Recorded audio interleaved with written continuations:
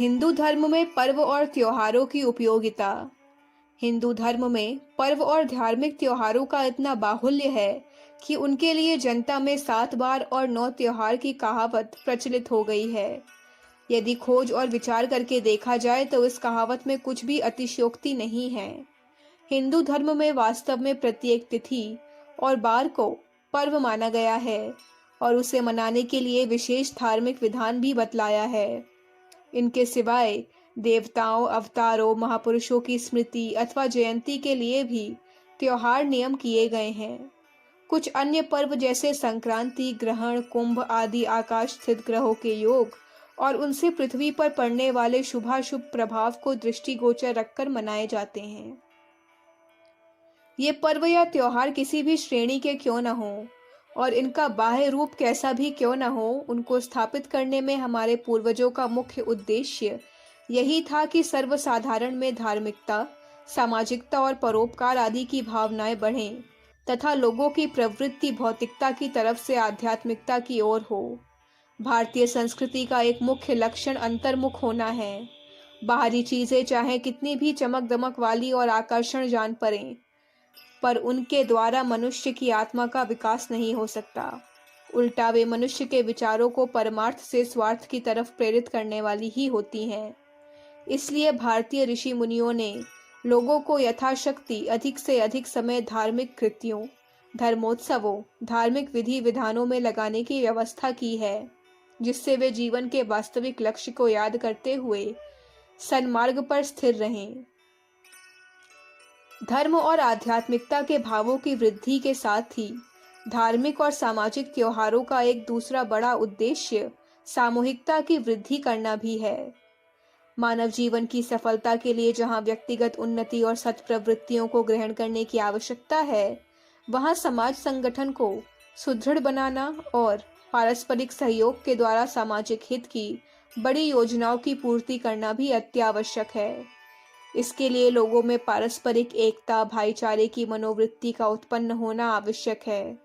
हमारे यहाँ होली, दिवाली, दशहरा और स्नान आदि के जो त्योहार और पर्व नियत किए गए हैं, उनका विशेष उद्देश्य यही है कि लोग परस्पर प्रेम पूर्वक मिलें और सामूहिकता की भावना को सुदृढ़ बनावें। जो त्योहार या उत्सव किसी प्राचीन महापुरुष या अवतार आदि की जयंती के रूप में मनाए जाते हैं, उनका एक बहुत बड़ा लाभ यह होता है कि जनता को उनके द्वारा सच्चरित्रता, नैतिकता, सेवा, सद्भावना आदि की शिक्षा मिलती है। इस प्रकार के उत्सव संसार के सभी देशों में मनाए जाते हैं और इस बात को ध्यान में रखा जाता है कि जनसाधारण अपने उन महान पूर्वजों के चरित्रों से उच्च कोटि के सद्गुणों की प्रेरणा प्राप्त करें। वास्तव में जिस जाति के यहाँ ऐसे महापुरुषों का अभाव है, वह उन्नति की आशा नहीं रख सकती, क्योंकि साधारण मनुष्य के लिए बिना किसी मार्गदर्शक अथवा प्रकाश स्तंभ के संसार सागर में सफलतापूर्वक अग्रसर हो सकना संभव नहीं है। यही कारण है कि उन्नति की कामना रखने वाली जातियां अपने पूर्व पुरुषों के चरित्रों और महान कार्यों को बड़े गौरव के साथ याद करती रहती हैं। उदाहरण के लिए हम यूरोप में फ्रांस और एशिया में जापान का उल्लेख कर सकते हैं। ये दोनों देश अपेक्षाकृत छोटे होने पर भी वीर पूजा के गुण के कारण ही संसार की राष्ट्रमंडली में अग्रगण्य बन गए हैं। उस दृष्टि से जब हम भारतवर्ष की अवस्था पर विचार करते हैं, तो यहाँ भी महापुरुषों का कोई अभाव दिखलाई नहीं पड़ता। वरन सत्य बात तो यह है कि हमारे देश में जितने अधिक आदर्श चरित्र के व्यक्ति हुए हैं, उतने संसार के किसी भी बड़े से बड़े देश में मिल सकना असंभव है। राम, कृष्ण, बुद्ध आदि ईश्वरीय श्रेणी के महामानवों की बात छोड़ दीजिए।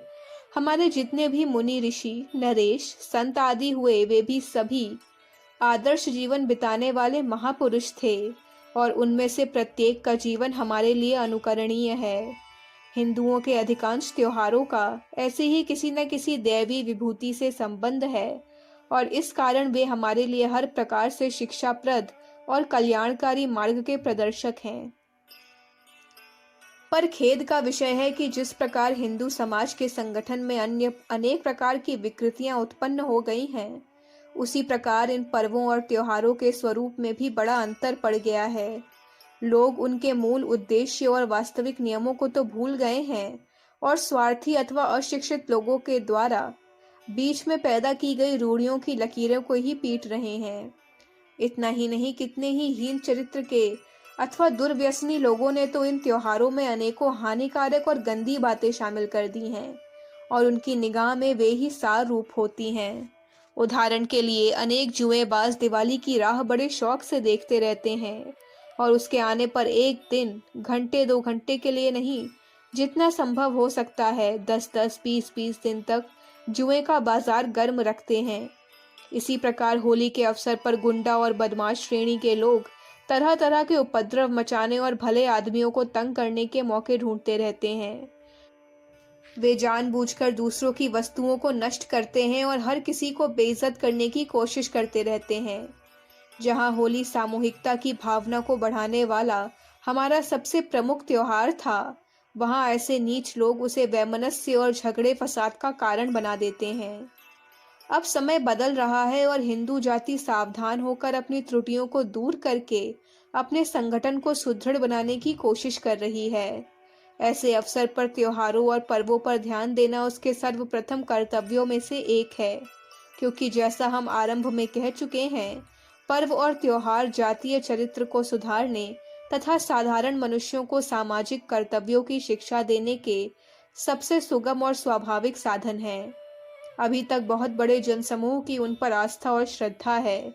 इसीलिए यदि हम बीच के जमाने में उत्पन्न हो गई हानिकारक रूढ़ियों का निराकरण करके उनको शास्त्रानुकूल लाभजनक ढंग से मनाने लगें, तो वे समाज के लिए बड़े हितकारी सिद्ध हो सकते हैं। अखंड ज्योति, अप्रैल 1959, पृष्ठ संख्या 31, 32, 33। हमारे YouTube चैनल विचार क्रांति दूत अखंड ज्योति पत्रिका को सब्सक्राइब करें एवं अगली वीडियोस प्राप्त करने के लिए बेल आइकन दबाएं। धन्यवाद।